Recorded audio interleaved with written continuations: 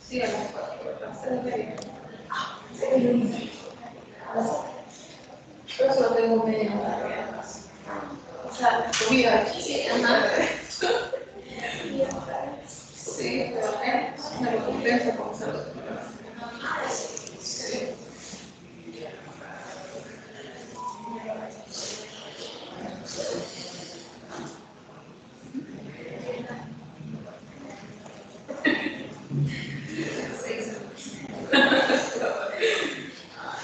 Y ahora la semana científica. Hasta como que vamos a ver. Hasta como que vamos a ver.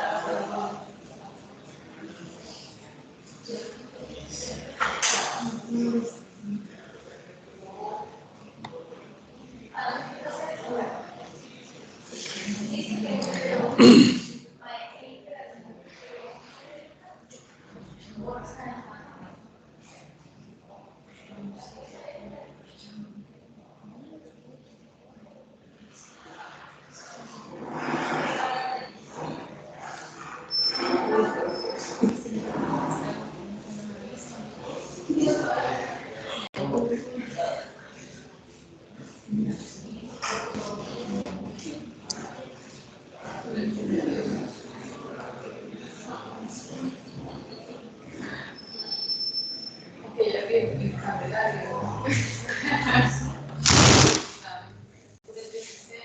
Bien, vamos a terminar de ver las normas contables son las que dictan cómo se tienen que llevar los controles. Básicamente, los controles y la forma de contabilizar las operaciones, que son básicamente las de pasivo y activo, es decir, las cuentas activas y las cuentas pasivas, que menciona toda la normativa. No voy a ver las normas que tienen que ver con la inversión y títulos valores porque no vienen al caso. Si lo empezamos a hacer así, no vemos la contabilidad y hoy vamos a ver un poco la contabilidad. Vamos a empezar a ver partidas, porque vamos a llegar a lo que corresponde, qué es el catálogo, cuáles son las instrucciones del catálogo, cómo lo tenemos que manejar. Entonces, estas son las últimas normas, terminamos de ver la norma 17 y ahora vamos a ver la parte que corresponde a la publicación. No lo vamos a ver todo, solamente algunas cosas importantes que hay que tomar en cuenta. El objeto sí lo vamos a estar viendo de cada una de ellas y la idea de esta norma es regular la publicación, la publicación que tiene que hacerse con los estados financieros siempre que estén autorizados por la superintendencia. La superintendencia tiene que recibir 5 días antes de que vayan a ser publicados para que ellos puedan dar el aval. Entonces, el artículo 1 pues, nos habla del objeto, de la misma norma, establecer el contenido de los estados financieros para que los bancos proporcionen al público información financiera suficiente. Ese es igual que cuando usted presenta un balance de cualquier tipo de empresa. La información suficiente tiene que ser detallada de tal manera que pueda revelar la información que la empresa ha estado realizando. El origen de los estados financieros debe tener preparado conforme a la norma para la elaboración de estados financieros. Esto es, digamos, la regulación que se va dando. La misma norma de información financiera también lo determina en los primeros párrafos. Los estados financieros básicos son los mismos, ¿verdad? Vamos a mostrarlo acá para que vean que esto no cambia. El balance, el estado de resultados, el flujo y el estado de cambios en el patrimonio, según modelos anexos. Solo quiero enseñarles la estructura de la norma como tal.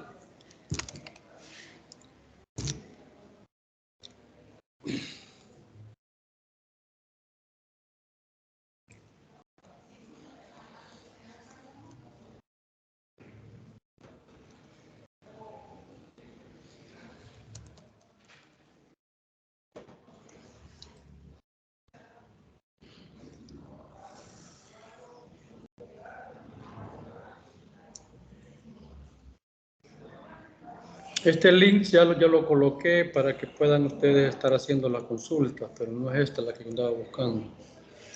Ah, bueno, sí, pero...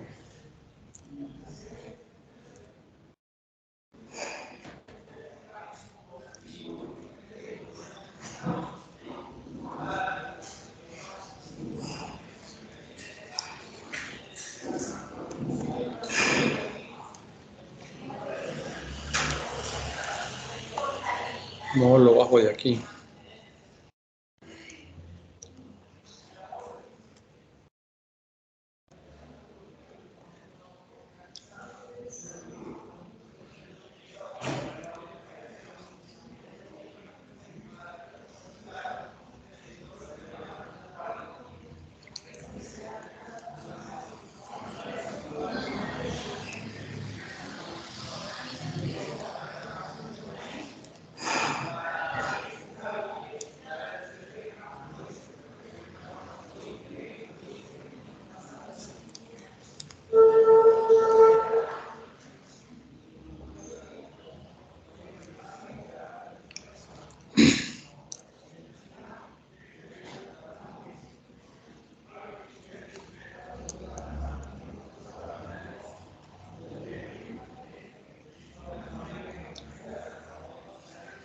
Bien, aquí básicamente la explicación que se está dando es qué es lo que se va a detallar en las notas.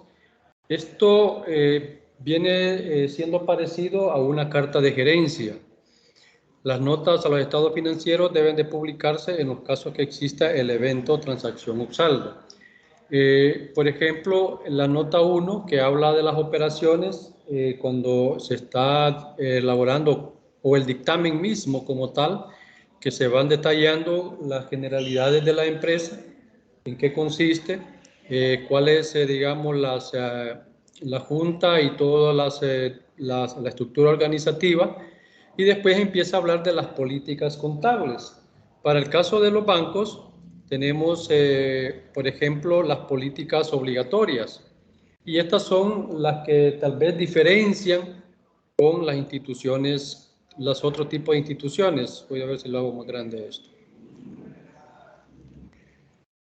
Entonces, las políticas, ustedes saben que las políticas corresponden a las normas internas que cada institución debe de cumplir para que tenga un orden o un debido proceso en las operaciones que está realizando.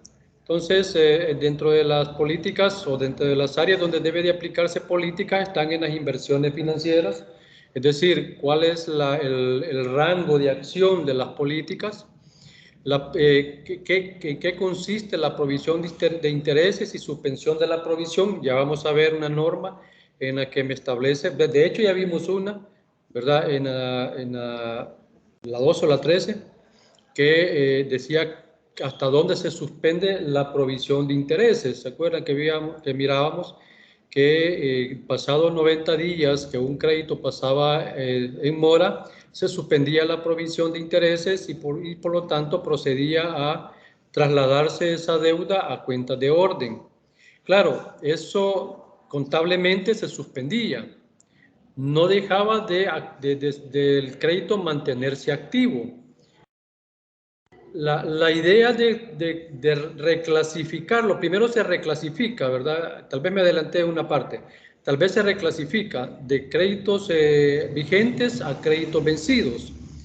Los créditos vencidos son aquellos que están ya con 90 días ¿cómo se llama? Que pasan de los 90 días de vencimiento, y ya una vez que ya pasan una categoría que ya las vamos a ver cuando veamos la reserva de saneamiento, se pasan a cuentas de orden. Eso, repito, si bien es cierto, desaparecen de la contabilidad del banco, no quita el hecho de que el crédito sigue activo, y la recuperación, pues obviamente es parte de la gestión de cobranza, que sigue con su giro y con su cálculo de intereses. Lo que ya no hace el banco es considerarla como un ingreso, porque eso es lo que sucede cuando usted contabiliza un interés. La razón de ser, o más bien la ganancia que tiene el banco, son los intereses que cobra. claro, lo resta con los pasivos, pero la utilidad al final viene siendo como la diferencia de ambos. Entonces, si el banco, sabiendo que hay créditos que están por vencerse o que están en mora, no tiene sentido que esté reflejando ganancias con intereses que a lo mejor no los va a recuperar, o que vaya a provocar que la reserva de saneamiento las cubra y luego ellos procuren generar más ganancias generando un incremento en la provisión. Eso es lo que tratan de evitarle a los bancos cuando desarrollan normas o leyes específicas para ellos, para los bancos, a través de la superintendencia. Entonces, también hay políticas sobre el activo fijo. Ya vamos a ver, bueno, ya vimos la parte de los activos extraordinarios, qué tiempos tienen los deben de tener los bancos. Hablan sobre la indemnización y retiro voluntario, reservas de saneamiento, préstamos vencidos, inversiones accionarias, es decir, todas las áreas que específicamente debe de elaborarse en políticas los bancos. Estas son las actividades que los bancos generalmente efectúan o realizan, y por lo tanto es donde deben de existir la mayor cantidad de controles internos. Ustedes saben que los controles internos lo que trata de minimizar son esos riesgos inherentes que procuran, digamos, o más bien que tratan de evitar que se cometa algún tipo de error y que le vaya a ocasionar pérdidas a la empresa. Bien. Luego, dentro de las notas también está cómo debe de estructurarse la información. Aquí habla de las inversiones financieras, aquí un poco viene a detallar cada una de estas políticas o estas acciones, operaciones que se debe de realizar y cómo las debe de informar. Entonces, aquí nada más, esto lo traigo nada más para información. Obviamente no vamos a hacer un ejercicio de esto, repito, no terminamos la materia metiéndonos en este rollo. De hecho, antes había una carrera en administración bancaria que se especializaba en este tipo de actividades o de capacitación, en la que determinaban cómo debían de llevarse los registros en un banco. Sin embargo, bueno, aquí están la forma como debe de estructurarse. Habla también sobre, aquí, tasa de cobertura, explica cuál es la tasa de cobertura, que es la división entre las provisiones, entre el monto del activo, se trata de determinar un porcentaje. Claro, el porcentaje habría que determinarlo si estamos en la cobertura completa, con la cobertura correcta o no. De igual manera, la tasa de rendimiento promedio, aquí más bien explica cómo se determina, dividir los ingresos, incluyendo los intereses y comisiones, de la cartera de inversiones entre el saldo promedio. Luego viene la nota 4, que es detallar los préstamos, las contingencias y sus provisiones. Y aquí lo hace de esta manera: cartera bruta, cartera bruta de operaciones contingentes, nos da el total de la cartera de riesgos, menos las provisiones que se hayan generado, etcétera, etcétera. Entonces, la norma esta me está indicando cómo yo debo de poner la información. Ahí pueden ustedes observar, como digo, solamente lo traigo para que lo vean. Este no es parte de evaluación, solamente que lo que conozcan. Es básicamente una carta de gerencia la que se ha diseñado de cómo se determinan los valores que están. Al final se convierte en un dictamen, ¿verdad? Pero, o el reporte del dictamen, el detalle del dictamen. Y ahí tenemos todas las cuentas, inclusive, que realizan: títulos de emisión propia, bonos convertibles, préstamos convertibles en acciones, todas las operaciones que la banca realiza. Bien. Es nada más que la norma ya me dice qué es lo que tengo que hacer y cómo lo tengo que hacer. Veamos las otras normas.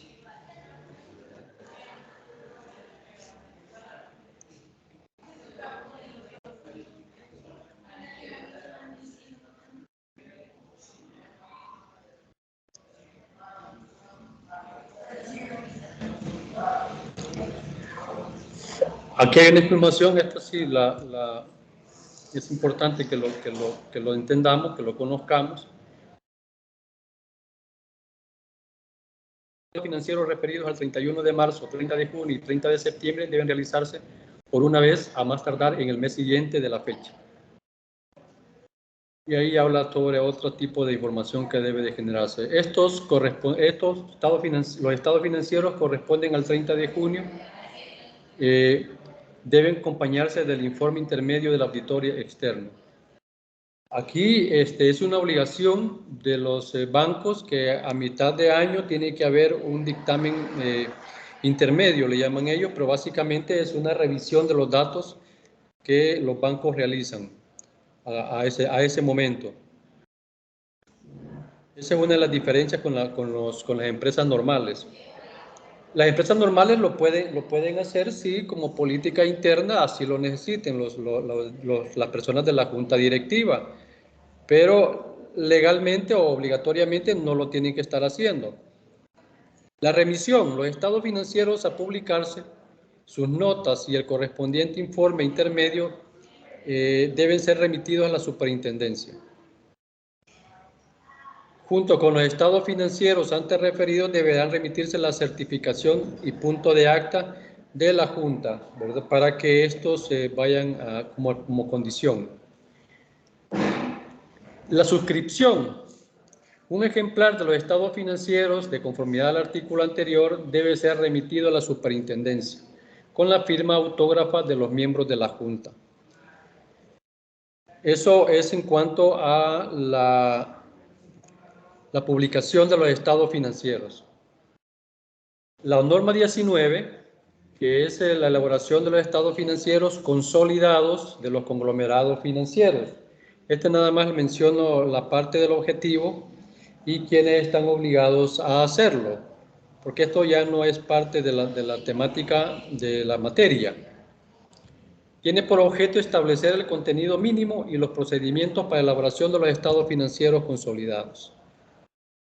Acordémonos que si bien es cierto, el banco como tal tiene sucursales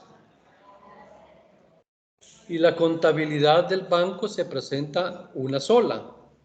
Entonces, ahí lo que hace generar una combinación de estados financieros.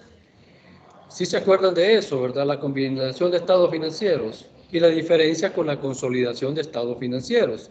Entonces, la consolidación viene dándose cuando hay una matriz de por medio y las subsidiarias, ya sea que el banco sea subsidiario o que el banco sea la matriz, pues va a generar una consolidación. Pero el banco como tal, con sus sucursales, lo que genera es una combinación. Los sujetos obligados al cumplimiento de esta parte son los bancos controladores constituidos en El Salvador, ¿verdad? Es decir, las matrices son las que generan los estados financieros consolidados. Puede como determinación de la contabilidad por centro de costos que cada agencia lleve su contabilidad y establezca su estado financiero. Eso es saludable desde el punto de vista del rendimiento que el mismo está generando. Entonces, sí pueden haber contabilidades parciales. Y repito, que esas contabilidades se combinan con la contabilidad de la matriz. Pero cuando estos tienen subsidiarias, entonces ahí se tiene que generar una consolidación. Por ejemplo, los bancos, la mayor parte de bancos de El Salvador son de capital extranjero, colombianos, hondureños, ¿verdad? Y ahí sí se genera la consolidación como tal. O al menos, o que un banco de acá tenga sucursales en un banco extranjero, de la región, ¿verdad? Entonces están los bancos controladores, los controladores de finalidad exclusiva constituidas en El Salvador, que antes estaba el Citibank la vez pasada y luego ya se hizo Cucatlán. las subsidiarias nacionales y extranjeras, sin excepción. Entonces, también cumplen la misma normativa de la 18. La 21 son normas para la contabilidad de las comisiones bancarias sobre préstamos y operaciones contingentes. Tiene por objeto establecer prácticas uniformes para el registro contable de las comisiones que los bancos cobran anticipadamente a sus clientes por el otorgamiento de préstamos, avales, fianzas, garantías y servicios financieros, cualquiera sea el nombre con que se denominen. Todas estas operaciones, avales, fianzas, garantías, son como el banco, cuando el banco se convierte en fiador, ¿verdad? de una empresa o de una persona para que pueda recibir servicios del exterior o internamente. La fianza ustedes ya las conocen, ¿verdad? La fianza es una garantía de ¿cómo se llama? De incumplimiento por una acción X. Quien incumpla una operación, pues la fianza cae encima y por lo tanto ahí se cubre la obligación. Los sujetos obligados pues son los bancos constituidos, los sucursales de los bancos extranjeros autorizados y las sociedades de ahorro y crédito. Aquí este es un aditivo, ¿verdad? Es decir, las sociedades, por ejemplo, mi banco es una sociedad. ¿Cuál otro? Integral se ha metido ahora como banco porque ya empieza a captar fondos del público. Y no sé cuál otro. ¿Cuál? Si capta fondos del público, sí, ese no lo conozco. Pero si capta fondos del público, se mete como sociedad de ahorro y crédito. Las cooperativas están consideradas como instituciones no bancarias aún y no entran acá. Sin embargo, son sociedades cooperativas y tienen su propia regulación. Esa no lo conozco mucho la actividad. Pero interesante.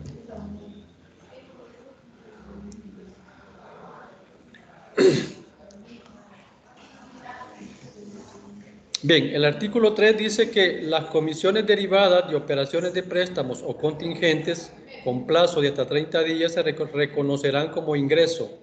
Estas son líneas de acción que repito, es la gente que trabaja en contabilidad debe de manejar estas normas. Dice, las comisiones derivadas de operaciones de préstamos o contingentes con plazo de hasta 30 días se reconocerán como ingreso en la correspondiente cuenta de resultados. Los bancos deberán contabilizar con créditos a la cuenta, y ahí está la cuenta contable, que ya vamos a ver el catálogo, que se llama créditos diferidos. Esta es una generalidad que la banca maneja. Es decir, la banca está obligada a realizar operaciones aunque no se hayan entregado. Por ejemplo, los intereses. Los intereses bancarios al 30 de cada mes el banco tiene que provisionarlos, aunque le corresponden capitalizarse o cobrarse al siguiente mes. Por ejemplo, usted tiene una cuota de préstamo y le toca pagarlo cada 7 de cada mes. De una vez le provisiona el interés que le va a cobrar a usted el 7 del siguiente mes y queda provisionado. Y claro, cuando ya comienza otra vez el siguiente mes y le toca pagar al cliente, saca de la provisión y le cobra lo que le tiene que cobrar al cliente por el crédito. Lo que provisionó al 30 de ese mes quedó como resultado de ese mes. Y los 7 días que le va a cobrar del siguiente mes quedan en resultados de ese mes, del mes que paga. Entonces, eso, aquí se cumple lo que el método de acumulación determina, el devengo y el pago. O sea, el método de registro por acumulación me dice a mí que yo tengo que devengar la acción y después pagarla o realizarla. Entonces, esa es una actividad que no puede perder el banco.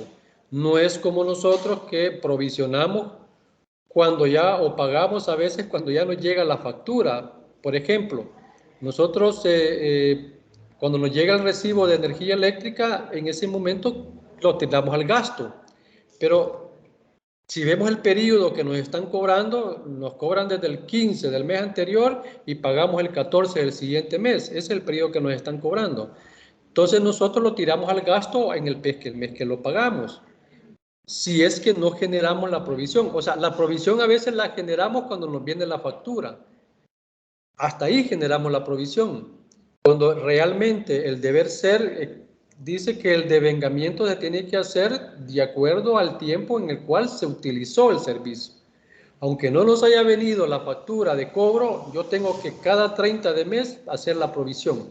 Eso es lo que realiza el banco.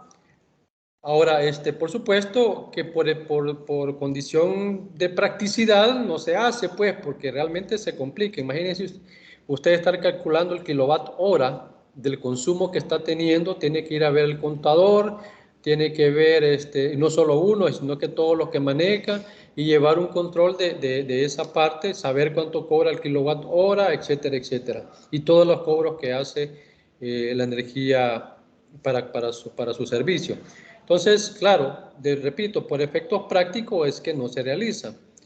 El banco lo que le está obligando la norma es que lo haga, pero con los intereses y las comisiones. Y lo lleva a la cuenta aquí de pasivo, ¿verdad? Que se llama ingresos percibidos no devengados. Operaciones de préstamos, todas aquellas provisiones o cobros en efectivo que efectúen en concepto de comisiones y otros ingresos. Entonces, la banca trabaja mucho con provisiones y luego liquidaciones. Vamos a ver más adelante cuando dice el catálogo que son las cuentas transitorias que siempre deben quedar a cero.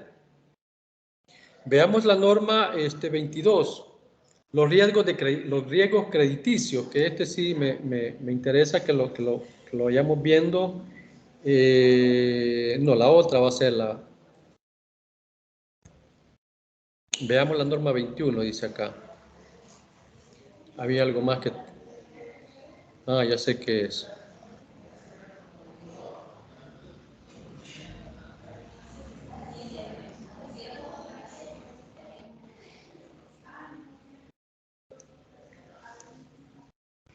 Hay varias consideraciones ahí.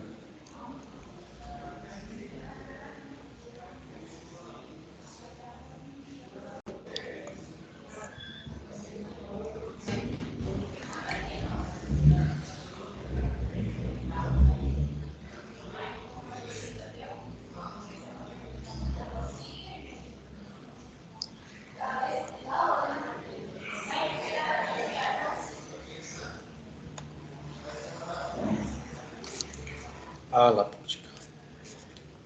Me cuesta marcar aquí, me corre el mouse.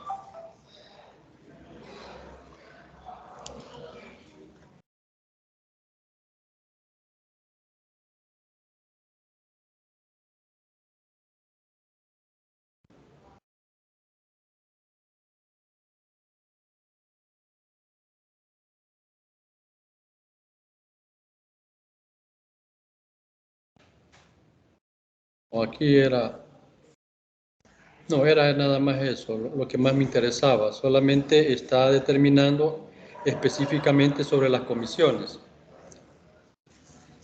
Si ustedes observan, pues siguen siendo las cuentas de diferido las que más se utilizan. Las amortizaciones de las provisiones se harán mensualmente a prórrata durante el plazo estipulado para las operaciones contingentes con crédito a cuenta, y aquí está la cuenta de ingresos, avales y fianzas. Bueno, son comisiones, no hay nada más aquí.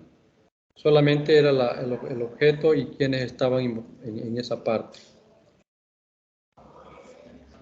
La siguiente, la que...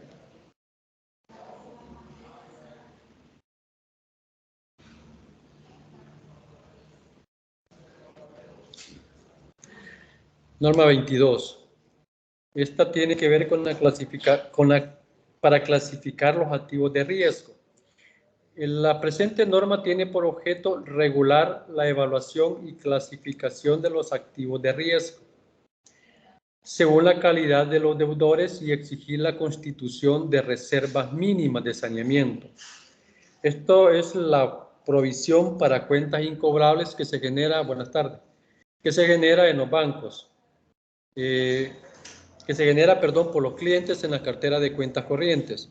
Entonces, los sujetos obligados al cumplimiento de la presente norma son los que por ley están bajo la supervisión de la superintendencia. Uy, ¿qué hice?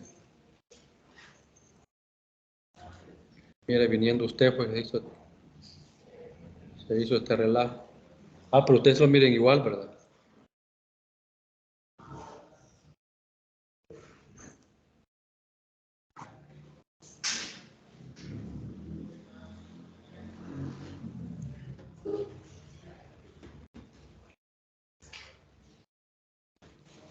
Veamos.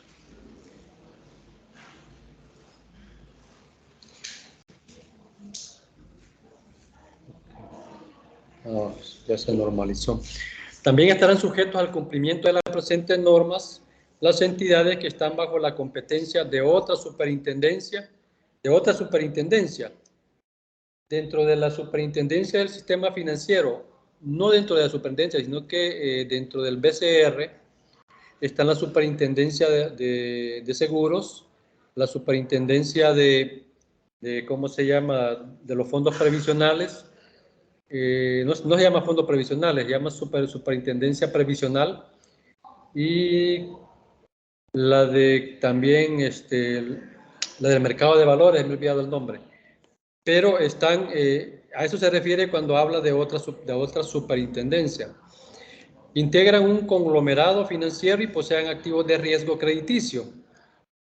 Asimismo, estarán sujetas a su cumplimiento las subsidiarias del conglomerado financiero, es decir, todas estas que están reguladas por la superintendencia del sistema financiero. Al final, pues ahí están todas las superintendencias.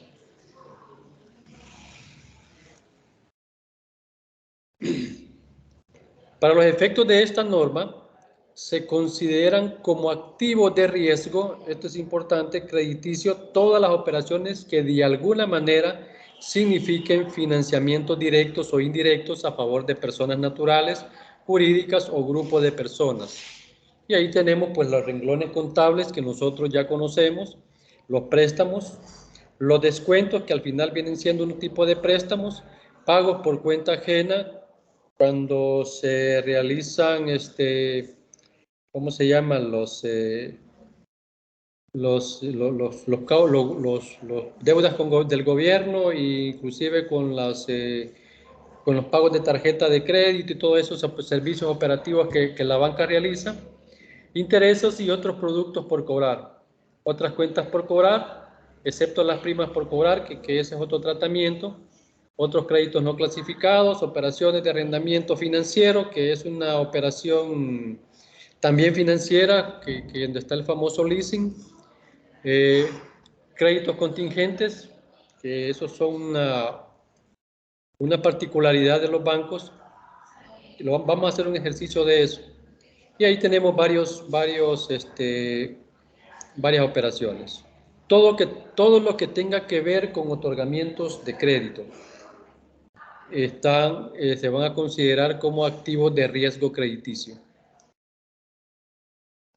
Los sujetos obligados deberán, aquí, evaluación y clasificación de los activos de riesgo crediticio. Los sujetos obligados deberán tener debidamente clasificado en todo momento el 100% de los activos de riesgo crediticio. Aquí tiene que ver con las garantías propiamente.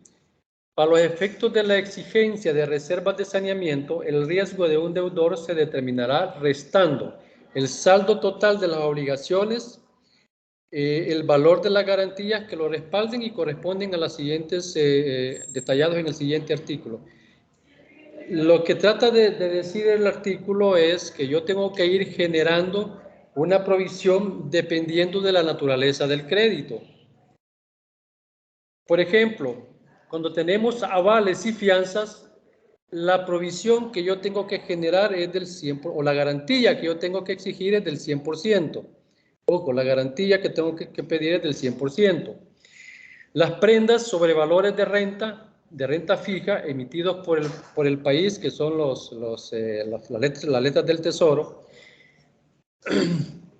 que cuenten con una clasificación internacional de grado de inversión, también el porcentaje a considerar para la creación de la reserva es del 100%. Esto está en función de la garantía, ojo. Garantía de fideicomisos, donde el fiduciario sea el banco multisectorial de inversiones. BMI dice aquí, pero hoy en día está el Bandesal, ¿verdad? Previa notificación a esta superintendencia es el 100%. Banco de prendas emitidas por almacenes generales de depósito. Aquí lo que está indicando que es el 70% es que la valoración de la garantía,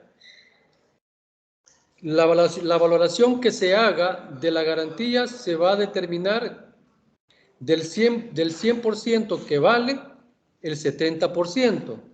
Es decir, para el banco, si una garantía está valorada en $100,000, lo que le va a servir al banco de garantías va a ser 70,000. Es decir, si el crédito está en función de arriba de 70,000, esa garantía ya no funciona. Tiene que ser una garantía que le cubre hasta el 70%. Repito. La garantía puede, o más bien, sí, la garantía puede costar $100,000, pero lo que le va a, digamos, a afianzar el crédito va a ser nada más el 70%. Si se quiere un crédito superior al $70,000 o al 70%, tiene que presentarse otra garantía. Lo mismo pasa con las hipotecas. Y aquí hay una clasificación que ustedes pueden ver. Donde dice, por ejemplo, si los créditos, las categorías, los rangos de categorías son de A2 a C2, es el 70%. Cuando usted solicita un crédito hipotecario, la casa, fíjese cómo funciona. La casa vale $100,000, siempre pongamos la base 100,000. El perito evaluador llega y dice que la casa le cuesta 80,000 y de 80,000 el banco le presta el 70%.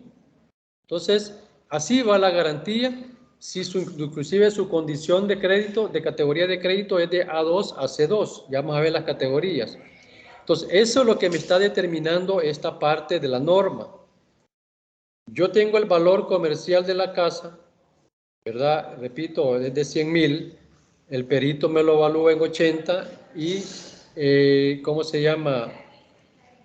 El préstamo que me pueden otorgar sobre ese evalúo es del 70%. Si estoy en categoría de 1 a de 2, el riesgo que tengo es del 60% y si es categoría E, estoy en el 50%. Es decir, que entre más moroso me encuentro, menor es la garantía que yo tengo y por lo tanto mayor es el riesgo que tiene el banco para recuperarlo. Entonces, eso es una, digamos, política que se determina para generar la provisión de saneamiento, la provisión de la reserva de saneamiento. ¿Cómo se determinan las categorías? Los sujetos obligados al cumplimiento de esta norma deberán constituir a los activos de riesgo crediticio las reservas mínimas. Por ejemplo, el cliente que tiene categoría A1 no le genera reserva, no hay provisión de reserva, es el 0%. Si por casualidad se atrasa un día o 2 días, este pasa a categoría A2 y eso ya empieza a dar nacimiento a un riesgo y ese riesgo es del 1%. Es decir, que el banco está obligado a hacer una provisión del 1% sobre el monto otorgado para la reserva de saneamiento. Si son categoría B, el riesgo va aumentando y por lo tanto la provisión también va a ir aumentando. Y esto va de manera simultánea. Si por casualidad el cliente que llegó a ser de A1 a A2 a la siguiente semana recupera su condición digamos, de limpiar su categoría, esa provisión se desgrava, o sea, se deshace la provisión y se deja en cero otra vez. Pero si la categoría va en aumento, entonces los porcentajes de provisión de reserva también van en aumento. La categoría de B va a ser del 5%. Los deficientes que vamos a hacer de C1 y C2, si es C1, la provisión de la reserva va a ser del 15% y C2 del 25% sobre el valor de riesgo que se tiene con el banco. Repito, si estos condiciones de morosidad se recuperan y se sanean, entonces el banco está en obligación de revertir esa provisión que ha generado. Luego tenemos las categorías D1 y D2, que estamos hablando del 50 y 75%, y por supuesto la categoría E, que son los irrecuperables, que son básicamente lo que absorbe la reserva de saneamiento y son las que se mandan a las cuentas de orden.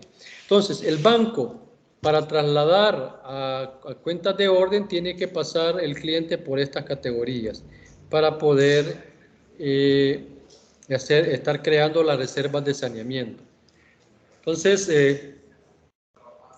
es una obligación y los bancos tienen que estar en constante cálculo sobre las carteras que tienen colocadas.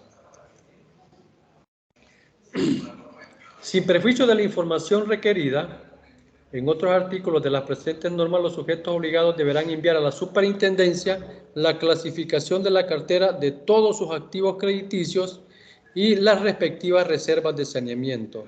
Entonces, es obligación de los bancos estar informando su condición crediticia, tanto cartera sana como cartera en mora.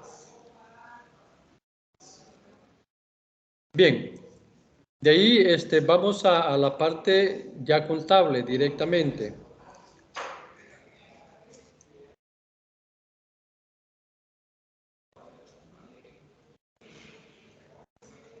Primero quiero que veamos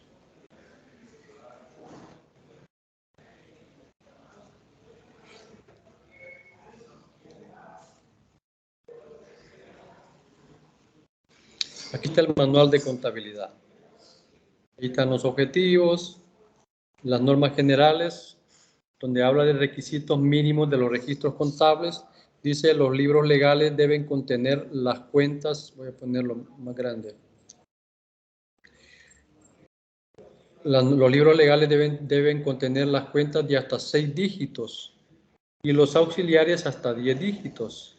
Debe cumplirse con establecido en el Código de Comercio, el título 2, en lo que no se oponga a estas normas. Ahí vimos nosotros que solo hablaba de los ahorros, de las cuentas de ahorro, de los créditos, inclusive sobre los fideicomisos y todo eso, ¿verdad? Los títulos valores. Corte diario de operaciones para el registro de las transacciones.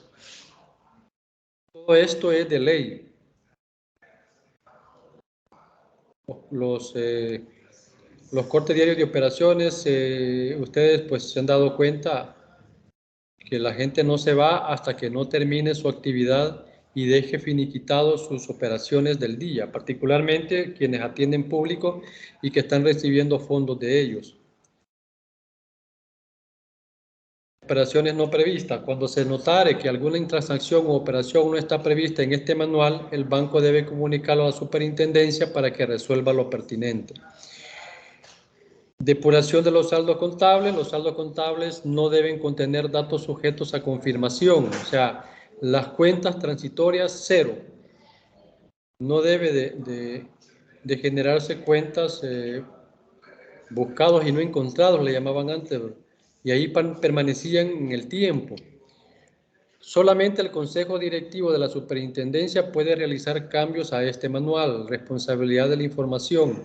Los directores, gerentes y de empleados a quienes corresponda la preparación o revisión de la información contable responderán de los errores, omisiones o irregularidades. La información recibida por la superintendencia puede ser modificada dentro del plazo establecido para su presentación. Normalmente andan por 5 días. Normas contables. los bancos deben llevar su contabilidad. ¿Sí? Lo ocupa. Ahorita no, pero tengo otro aquí. Ah, vaya, vaya. Gracias.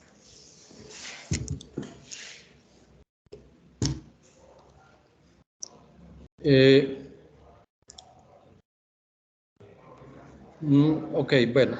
Ahí habla que la superintendencia tiene la última palabra. La NIC 1 establece que las políticas contables son adoptadas por la administración de la entidad. En el caso, es lo que les decía anteriormente, en el caso de los bancos, la superintendencia del sistema puede decidir de una manera obligatoria las políticas contables que estime conveniente. Las normas contables bancarias o normas bancarias contables son propias de la superintendencia, y lo que no contemple las normas bancarias las va a considerar las normas internacionales. Aquí están los componentes de los principales rubros. Entonces, ahí empieza la diferencia de las otras contabilidades. Tenemos la 112, que se llama adquisición temporal de documentos, la 113, que es inversiones financieras, la 114, que son los préstamos. ¿Cómo se llama? Y luego comienzan las cuentas de pasivos, si se dan cuenta, depósitos, documentos transados, derechos por cartas de crédito. Luego están los derechos por cartas de crédito, que son ingresos, y las obligaciones por cartas de crédito, que son como los gastos. Pero aquí va a cambiar un poco, ya vamos a ver. Los componentes y posición de los rubros anteriores se describen a continuación. 01 se va a conocer como el Banco Central de Reserva. El 02 son las entidades del Estado y cada uno de ellos tiene su propio número dentro del catálogo. Ahí ven un montón de ustedes de cuentas. Cuando un ministerio decide aperturar una cuenta, pues ya tiene su número asignado dentro del catálogo. El 03 se va a considerar como el uso de las empresas privadas, y son todas las personas naturales y jurídicas. Particulares, personas naturales que no se dedican a ninguna actividad. Aquí están los... alguien quiera llevar cuentas de cheques o quiera tener su cuenta de ahorro como tal. El 05 son bancos financieras. Esta es una cuenta interbancaria donde están contemplados todos los bancos, ¿verdad? Que existen. Aquí van a ver ustedes bancos que ya no existen. Las normas no han sido cambiadas en esa parte. Por ejemplo, Credomatic ya no está, ¿verdad? Que se convirtió o desapareció, o se convirtió en Banco 1, no me acuerdo. El Scotiabank que ya no existe, Banco de Comercio ya no existen, pero siguen teniendo su número los bancos existentes. Otras entidades del sistema financiero, las sociedades de seguros, cada aseguradora también tiene su número. Mercado de valores, que son la bolsa de valores, la calificadora, las casas corredoras y los depósitos de custodia. Todo esto conforman el mercado bursátil y cada una es una institución diferente. Sistema de pensiones, las microfinancieras, que están los bancos de los trabajadores, FEDECASE como tal. Instituciones oficiales de crédito, que son todos los fondos creados para beneficiar a terceros. Agencias o oficinas de información de bancos extranjeros, que son todos los bancos que tienen representación extranjera aquí. Almacenes general de depósito, etcétera, etcétera. Veamos el sistema de validación. Aquí dice cómo está generada la cuenta como tal. La ecuación contable se compone de los siguientes elementos. El activo, derechos futuros y contingentes, que es el 4, que es igual al pasivo más el patrimonio, más los compromisos futuros contingentes y los resultados. Entonces, si observan, este es el número en contabilidad normal, que este es el activo, este es el pasivo, este es el patrimonio, ¿verdad? Y aquí están los resultados. Entonces, eso es lo que va cambiando un poco en el catálogo. Las siguientes cuentas deben tener saldo cero al final de cada mes. Son cuentas transitorias en alguna medida, que el banco lo maneja como cuentas diferidas, pero la cuenta de desembolsos y recuperaciones por aplicar, saldos entre compañías, depósitos por aplicar, etcétera, etcétera. Entonces, estas cuentas se utilizan como cuentas puente, es lo que lo conocemos como cuentas puentes, o como cuando hacemos la combinación de estados financieros, que cuando ya se combina los estados financieros, ahí se eliminan.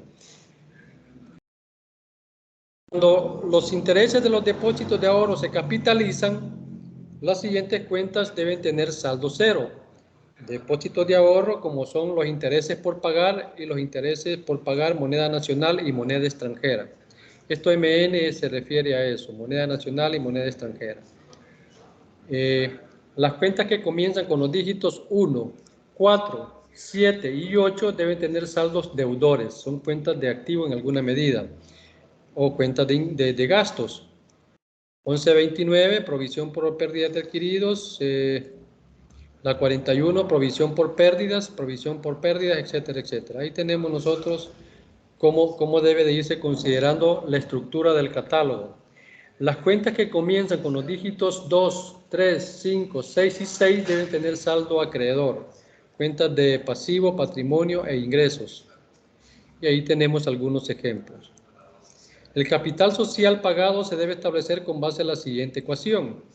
Ahí está una forma de establecerlo. Capital social pagado es igual al capital suscrito menos el suscrito no pagado más los aportes del Estado cuando hay un subsidio, ¿verdad? Esto es cuando existe el subsidio o una participación. En este caso, no, subsidio no es, cuando hay una participación como el banco hipotecario, ¿ya? El banco hipotecario es un banco mixto, de economía mixta que le llaman, ¿verdad? Pero no se llama economía mixta, sino que es un banco mixto. En aquel estado ha invertido plata en él, igual que el Banco de Fomento Agropecuario. Ahí podemos ir viendo nosotros las cuentas que se han sido asignados. Este manual está hecho para eso. Descripción del método codificado. Dice el primer dígito identifica el elemento de la contabilidad bancaria. Ahí tenemos, ¿verdad? El 1 es activo, 2 pasivo, 3 patrimonio. El 4, derechos futuros y contingencias, que es una de las particularidades de esta cuenta bancaria. Y 5, compromisos futuros contingencias, que también son parte de las cuentas bancarias. Luego tenemos el ingresos, los costos, gastos y las 9, que son las cuentas de orden. Y ahí vamos teniendo lo que es la subclasificación. Activos de intermediación, el 1.1, el 1.2, otros activos, el 1.3, activos fijos. El 2.1, pasivo de intermediación, que son los ahorros. El 2.2, otros pasivos. El 2.3, bonos convertibles en acciones, cuando hay inversiones. Y el 2.4, deuda subordinada, cuando hay matriz. 3.1, patrimonio. 3.2, patrimonio restringido. Recuerden que por el hecho de ser sociedad anónima los bancos, hay un capital fijo restringido que no debe tocarse. 4.1, derechos y futuros contingentes. 5.1, lo mismo. Y ahí podemos ir determinando cada uno de los rubros. El tercer dígito dice corresponde al rubro de agrupación e identificación. Activos de intermediación, fondos disponibles y fondos de inversión. Ya vamos a ver un poco sobre cómo se utiliza. El cuarto dígito es una posición que se utiliza para señalar una determinada característica del rubro. Aquí ya estamos casi llegando a cuenta de detalle, todavía no estamos en el detalle. Aquí tenemos el 0, que se utiliza cuando no es necesario señalar alguna característica. Saldos pactados durante hasta un año, que esa es la estructuración que van teniendo los créditos. Saldos pactados un año, saldos pactados a más de un año, saldos pactados a más de 5 años, el dígito 1, 2, 3 y el 4, saldos sin plazo determinado. El 8 va a ser para saldos vencidos y el 9 para rubro de evaluación o la provisión de pérdidas por incobrabilidad o parte de la reserva de saneamiento. Ahí podemos seguir viendo más estructura.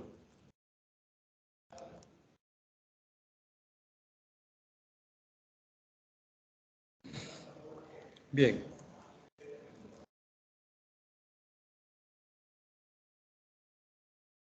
Aquí podemos ver una estructura de las que son las subcuentas.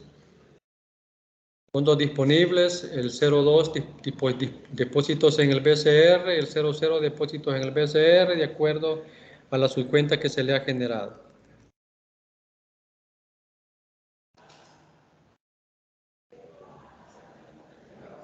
El instructivo es el que me interesa con ustedes.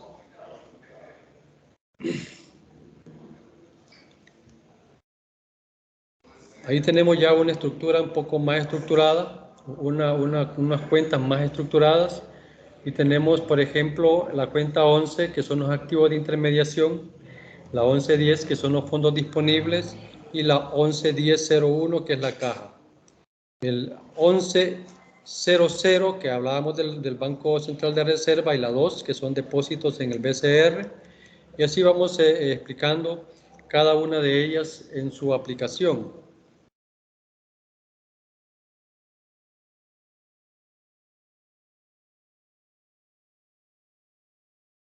Bien, estos manuales, aquí está la dirección para que lo vayamos determinando.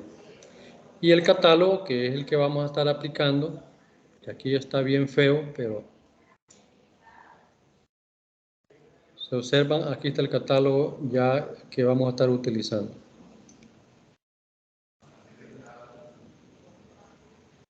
Ahí tenemos ya la estructura completa, lo que es el activo, lo que es el pasivo,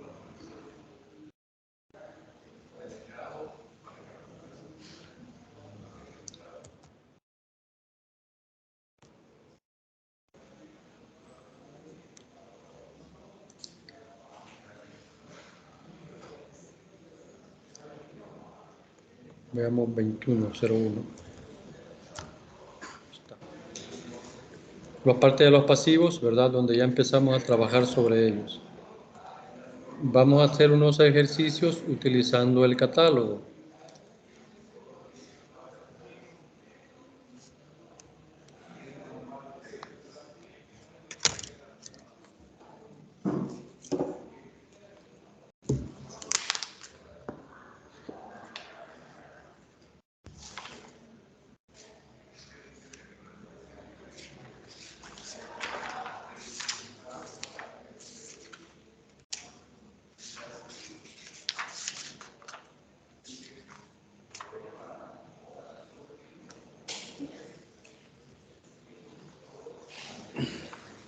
Dice que en marzo el señor Luis Rivas presenta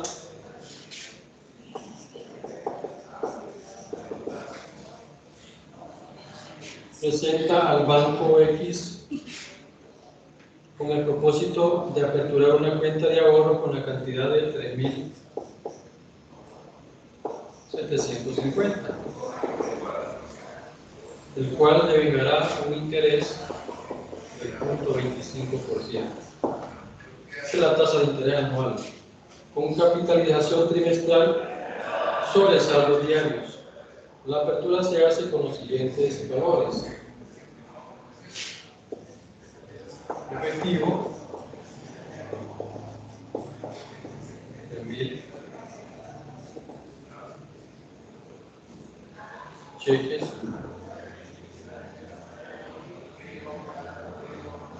cheques de gerencias,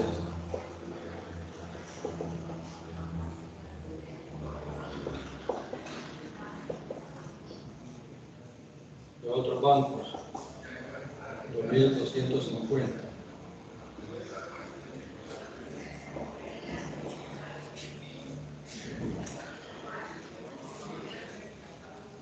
Ahí tenemos los 3.000.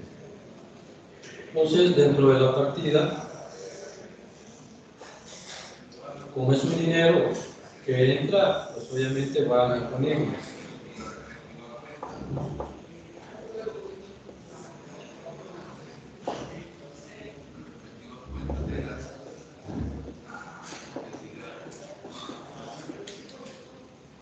Como puede hacer para no, esto lo podemos hacer con grande.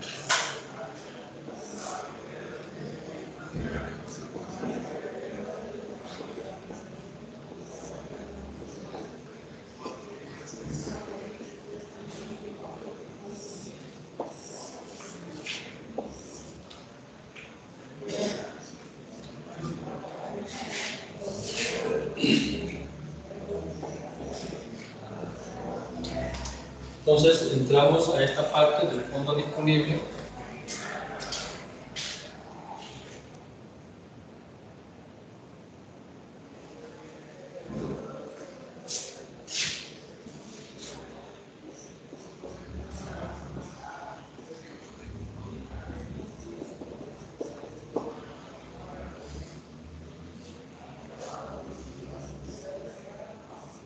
Y entra en la caja.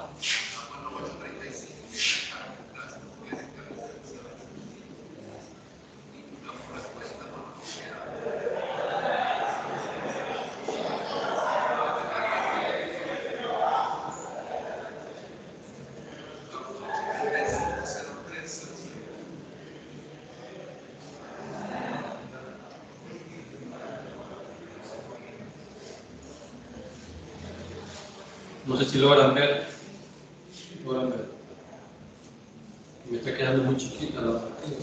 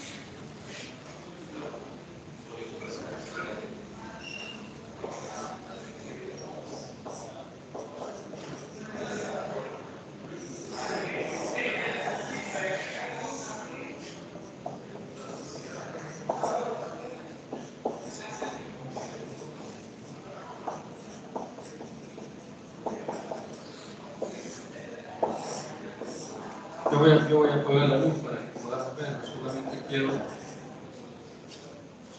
que vayamos habituándonos en la cuenta.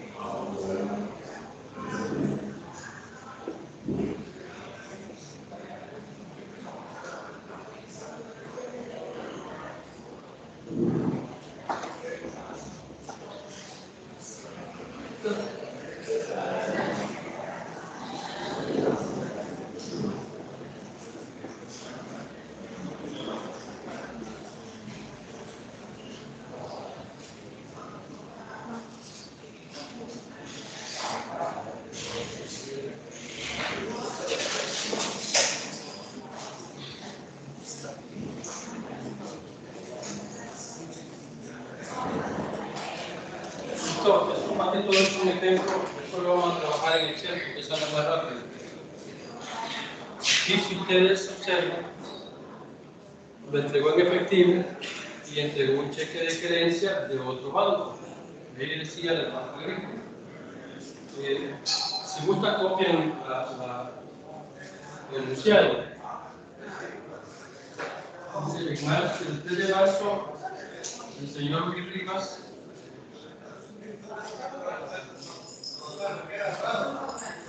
se presenta al Banco Popular. S.A.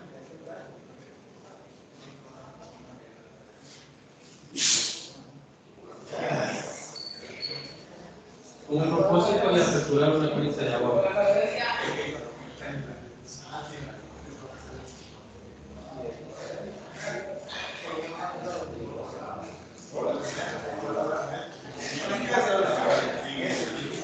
Por la cantidad de 3.750.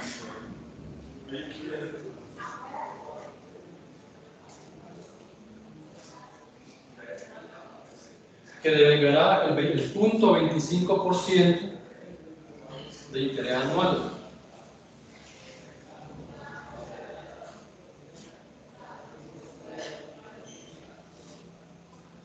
Y tenemos los datos, ¿verdad? Se hace con este dato, es decir, 3.750, donde él lleva $3.000 en efectivo y lleva un cheque de gerencia de otro banco. Aquí lo que vale explicar es cómo lleva la ruta. Después quizás voy a poner la luz, lo único que quiero determinar es que tenemos los fondos disponibles caja. Fondo disponible que entra a caja y dependiendo a dónde sea, así se va a anotar. Ahí se está anotando que es en la agencia central, ¿verdad? Moneda local, moneda extranjera. Luego habla de que el cheque de gerencia entra también como fondo disponible, lo único que ya entra como documentos de otros bancos, es el cheque. Y la subcuenta es compensación de otros bancos. Esta es la famosa compensación que ya vamos a ver después. Vamos a hacer un ejercicio un poco más largo, solamente lo que quiero explicar es cómo opera la cuenta como tal.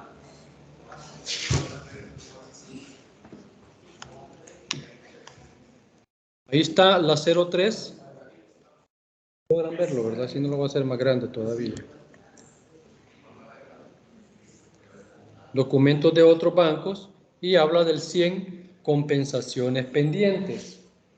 Ahí se maneja y eso queda como una cuenta transitoria. Lo que pasa con este cheque es que al final se manda al BCR, el BCR lo va a pagar con el encaje legal, que eso lo vamos a ver más adelante, con el encaje legal y este banco se lo cobra al banco procedente, que en este caso es el Banco Agrícola, quien ha emitido el cheque. Y fíjense, es cheque de gerencia. El cheque de gerencia supuestamente es un fondo que ya tiene que ir libre, ¿verdad? Pero como lo hacen de otro banco, siempre va a compensación. Son los famosos 3 días que se van. Si en caso de que ese cheque no tenga fondos, pues obviamente se va a llamar rechazo de compensación y regresa otra vez, ¿verdad? Como se ha generado. ¿Y qué se va a hacer? Pues obviamente se crea lo que es el depósito. A ver si logro que se vea claro aquí. La cuenta es 2110. Depósitos a la vista.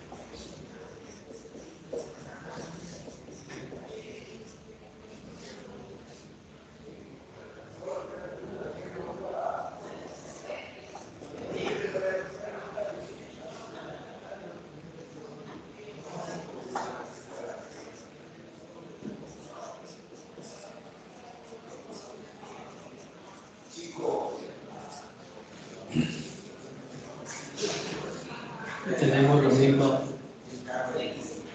los 3.700.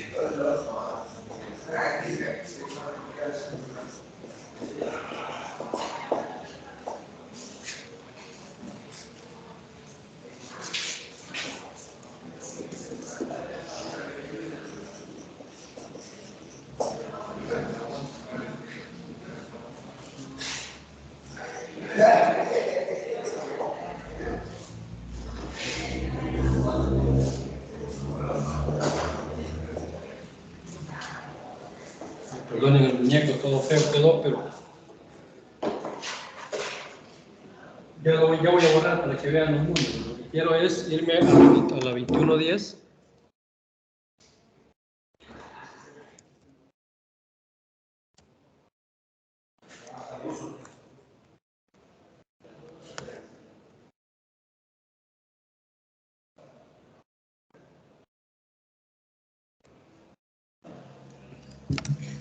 ¿Dónde está la compensación de esto o la contraparte de esto?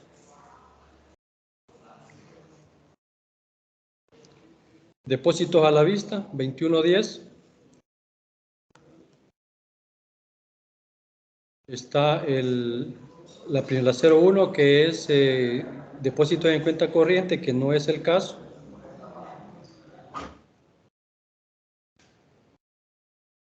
Me quiere mostrar.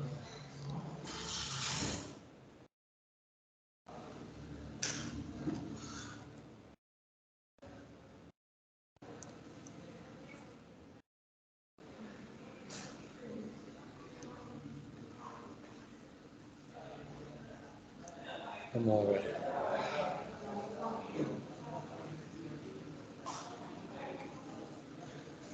Aquí están depósitos de ahorro y 0401 particulares. Es un poco lo que está mostrando. 2110, 211002, que es depósitos de ahorro, y dentro de esa composición que hay de cuentas, en este caso un señor X, ¿verdad? Está el 01 y el 02, particular en moneda local, particular en moneda extranjera. Es decir, alguien que quiere depositar moneda euros, lo puede hacer y se va a contabilizar en esta cuenta.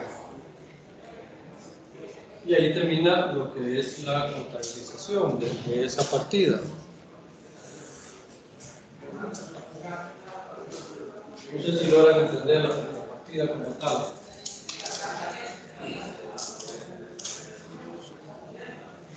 Depósitos de ahorro, depósitos en cuentas de ahorro y a particulares. Y estas son las formas que nos estructuran.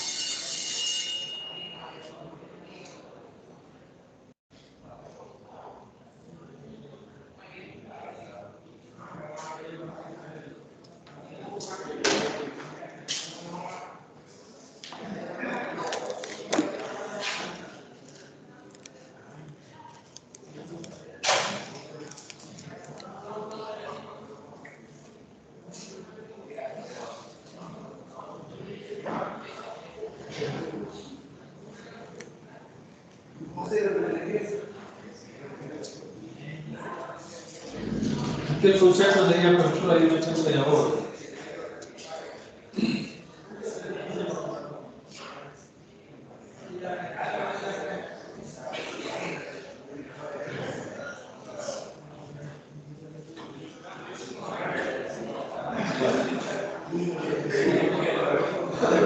La operación también hay, ¿verdad? El día 6 de marzo, 3 días después, el día 6 de marzo, mediante la Cámara de Compensación,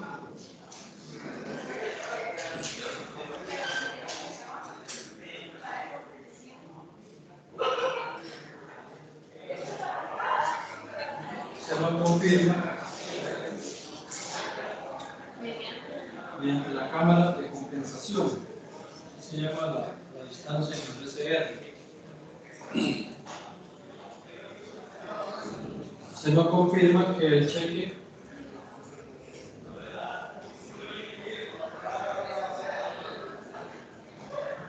enviado a compensación el día 3 que el cheque enviado a compensación el día 3 a favor del señor Rivas, ¿verdad? A favor del señor Rivas y a cargo del Banco Agrícola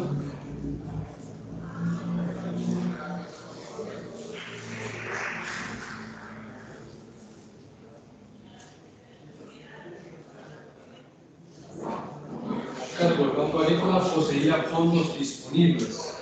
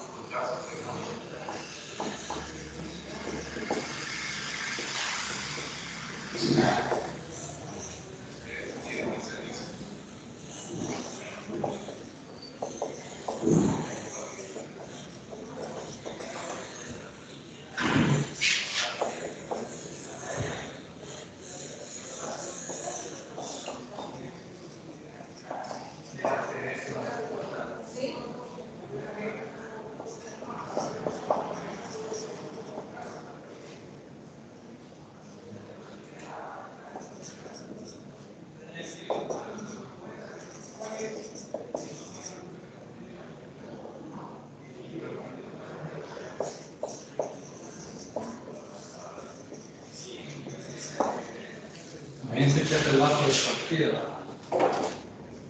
Solamente para registrar ¿cómo se llama? La aprobación de la compensación. Lo que hago es, como aquí lo tenía cargado, todo documento en compensación lo tenía cargado con una cuenta transitoria. Entonces, como ya me confirmaron, lo saco de la cuenta transitoria y lo llevo acá.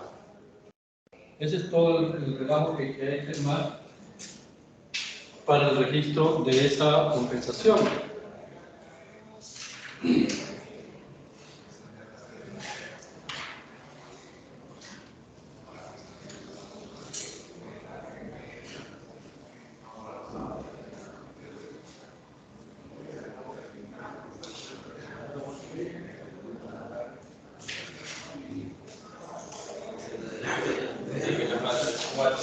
En fecha 7 de marzo,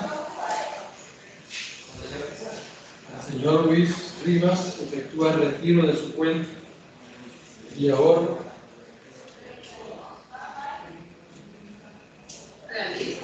realiza el retiro de su cuenta de ahorro por 850.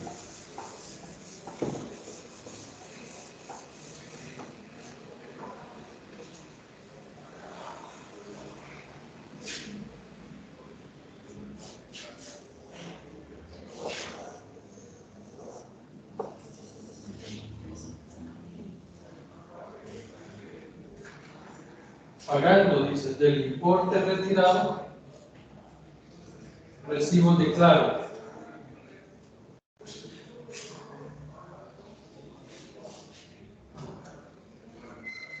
Pagando del importe retirado, recibo declaro por $150.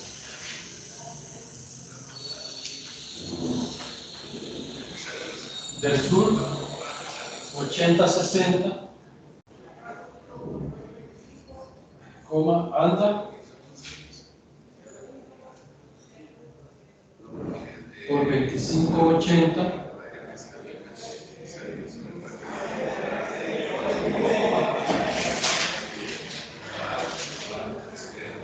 y pago del IVA por 300.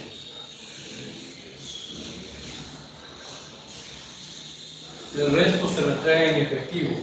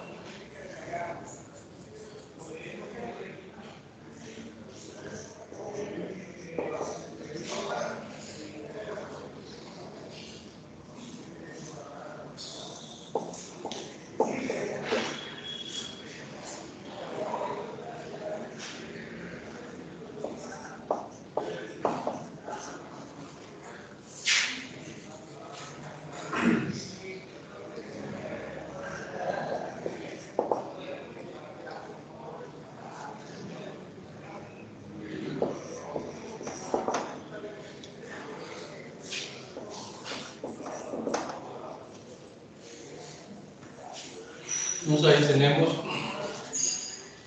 vamos a ver el catálogo para que veamos las cuentas. Retiró 850 del depósito a la vista a cuenta de ahorro de particulares y pagó obligaciones. Las obligaciones en cuanto a servicios se llama impuestos y servicios ajenos. Lo sacamos de cobros por cuentas ajenas de depósitos de obligaciones a la vista. Entonces la suma de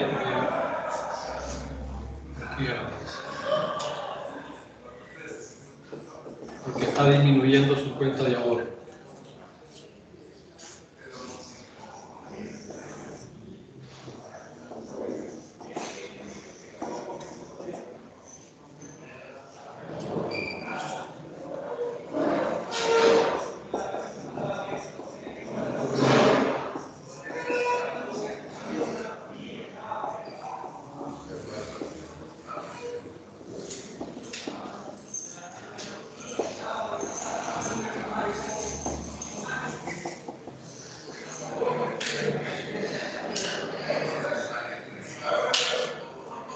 Entonces, lo complicado de la contabilidad de esa naturaleza es todas esas cuentas que hay que relatar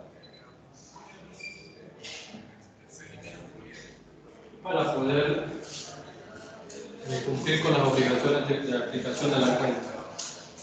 Entonces, y todavía falta una cuenta en donde el banco se deshace de este dinero, porque ustedes se han dado cuenta, es una cuenta de pasivo, lo dejan 556.40 y después el banco tiene que retirarlas a las cuentas correspondientes, a Hacienda, a ANDA, a todos ellos. Vamos a hacer un ejercicio completo. Ahorita lo único que quería era que viéramos el uso del catálogo, cómo se va a estar aplicando, y en Excel se ve mejor. O sea, ahorita está mucho tiempo se pierde estar escribiendo las cuentas.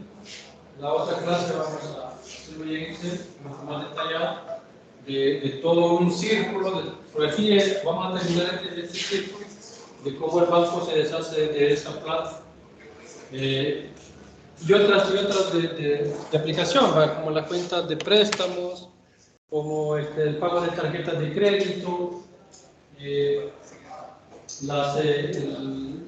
uso de las cartas de crédito, el uso de la fianza, los avales, todo eso vamos a tratar de registrarlo y vamos a ir viendo lo que falta de la normativa, que son las normas prudenciales, que eso no lo hemos visto, pero para no seguirlos aburriendo y durmiendo, porque las normas son bastante complejas, vamos a estar haciendo ejercicios para sentir un poco más de sabor a lo que es la contabilidad bancaria. Así que nos vemos.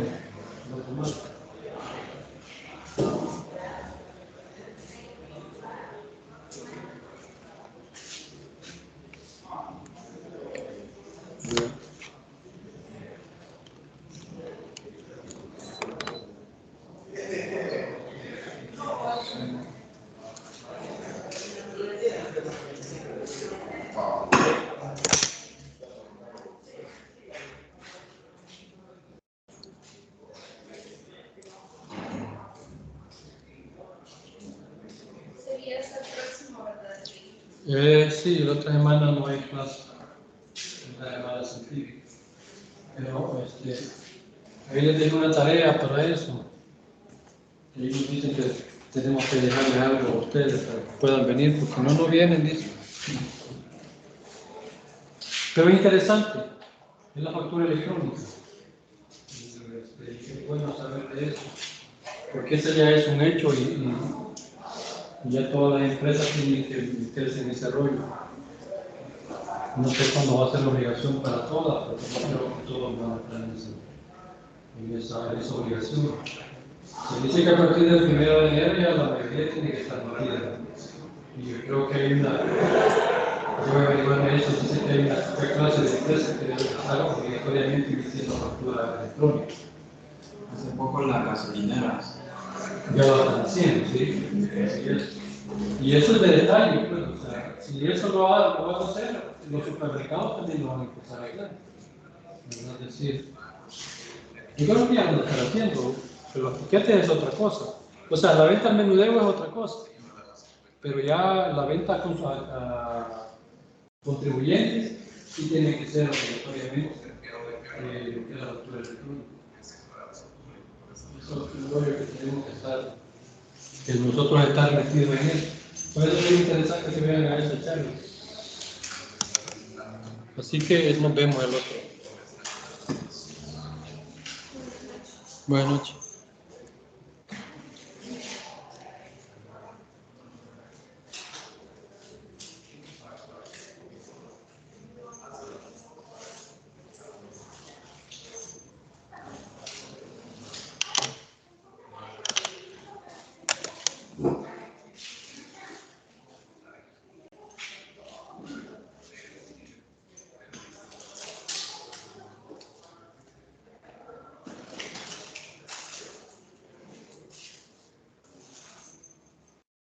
Estaba en línea, ¿no? ¿Mm? Estaba dando la clase. Sí, lo dejé guardado. Y lo único que no sale es lo de la pizarra, ¿va?